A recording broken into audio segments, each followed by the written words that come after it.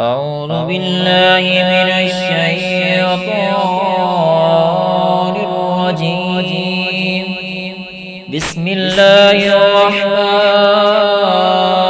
الرحيم. هل أتاك حديث غاشية وجوه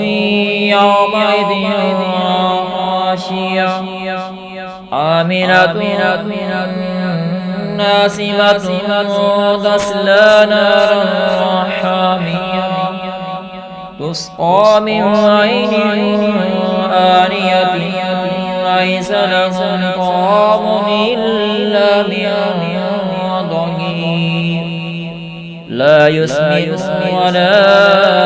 يغني من جوع وجوه يومئذ نائمة لسعيها راضية في جنة عالية لا تسمع فيها لاغية فيها عين جارية فيها سرر مرفوعة وأكواب موضوعة والنمارق مصفوفة والزرابي مبثوثة